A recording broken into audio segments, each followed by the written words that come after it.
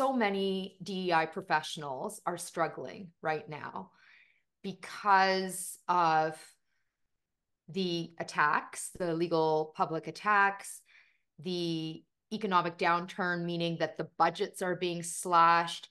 We're coming off 4 years of the pandemic and we haven't stopped to grieve or debrief or done a postmortem or a reset. And then let's throw in geopolitics and how so You many. just had to.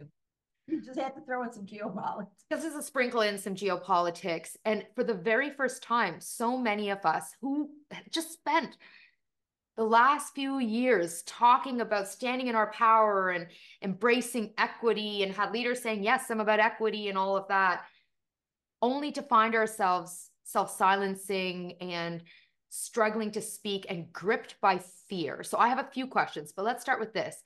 It's hard to imagine and do the second I, be creative and imagine when we are gripped by fear. So V, what can we do when we feel gripped by fear? Yeah. So one is it's a time of courage. I mean, I'm not going to sugarcoat it. This is where you find out whether you are about what you say you are or not. And I have to say that my ancestors and, my forebears give me they give me a lot of encouragement. So I don't know if you talk to your ancestors. Some of us do, some of us don't. I never used to. You know what I realized? I realized that I had bought into this BS that is very much part of the US individualistic mindset, which is that I knew my parents helped me and everything. So I wasn't like so individualistic minded, but I was kind of like bathed in that notion, hard work and do it yourself and all of that. Ain't nobody done nothing by themselves. Like all of us, no matter what we've accomplished, it has been because of who came before us, the courage that people showed.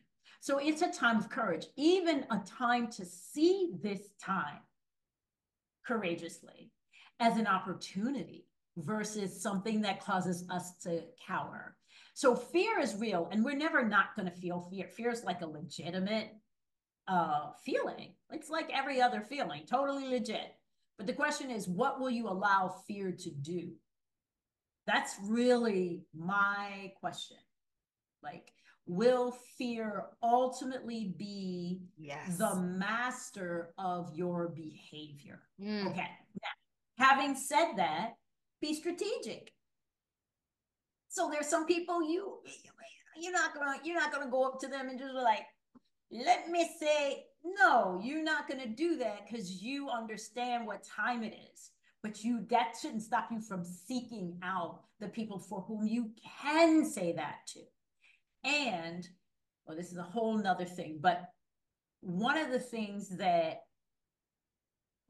ways in which bias and oppression continues is because many of us who are now in these positions are system beaters.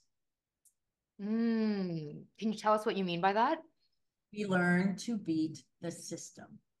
And to beat the system is a type of internalized, well, two possibilities: a coping strategy, which is sometimes necessary. We laugh at jokes that are not funny. We self-demean. We Minimize, we cover. Minimize. Yes, we cover. We worry about the feelings of the majority person. We do a lot more worrying about that than of the folks who are actually suffering from the oppression. So yes, we have learned to cope. But when the way you address every situation is to system beat, then you're into internalized oppression because you've internalized the message that you're not powerful, that you cannot make change. And once they convince us of that, once you internalize your own powerlessness, there's nothing that the system needs to do. It can just continue as it is.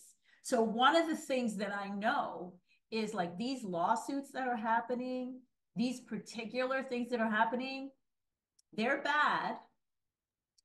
and they're not the majority of what's happening. But it's enough to scare us to death. And when we get scared and we get immobilized and we stop speaking and we stop trying to find new strategies, that's all they have to do, y'all. All they have to do is to paralyze us by these blatant attacks. And then they don't really need to do many more attacks, right? Because we're already putting ourselves in the position of not speaking up. So in any individual situation, I cannot tell you what to do. What I can tell you is that if in every situation you're deciding to system B and keep your mouth closed and not speak up, then you've really sort of been overcome by the system. And so I really want to encourage people to test and try. Yeah. Test and try.